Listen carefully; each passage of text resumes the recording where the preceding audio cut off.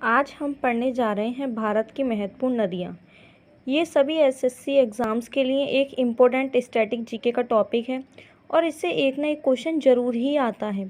तो सबसे पहली नदी है बेटा हमारी गंगा नदी। गंगा नदी का उद्गम कहाँ से होता है? गंगोत्री ग्लेशियर इसके, और ये कहाँ जाके गिरती है? बंगाल की खाड़ी, और इसकी वाराणसी, इलाहाबाद, हरिद्वार, पटना से होकर ये गुजरती है। इसके बाद आई बेटा हमारी ब्रह्मपुत्र नदी। ब्रह्मपुत्र नदी एंगसी ग्लेशियर तिब्बत से निकलती है, बंगाल की खाड़ी में गिरती है, गुवाहाटी, डिब्रूगढ़ से होती हुई इन शहरों से होकर गुजरती है। इसके बाद आई बेटा हमारी सिंधु नदी। सिंधु नदी कहाँ से निकलती है? तिब्बत कैलाश रेंज। ये किसके अंदर जाकर गिरती है? अरब सागर के अंदर जाकर गिरती है और लेह और कारगिल शहर से होकर गुजरती है। इसके बाद आई हमारी गोदावरी। गोदावरी नदी त्र्यंबकेश्वर, महाराष्ट्र से इसका उद्गम होता है, बंगाल की खाड़ी में जाकर गिरती है, त्र्यंबकेश्वर, नासिक, राजमुंद्री से होकर गुजरती है।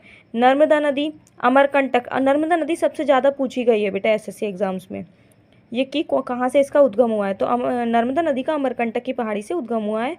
और कहाँ है अमरकंटक की पहाड़ी? मध्य प्रदेश में है, अरब सागर के अंदर जाकर गिरती है, जबलपुर, हरदा, भरूच से होकर गुजरती है। तो ठीक है बेटा, आपको ये नदियाँ मोस्ट इम्पोर्टेंट है और अच्छे से लर्न करनी है।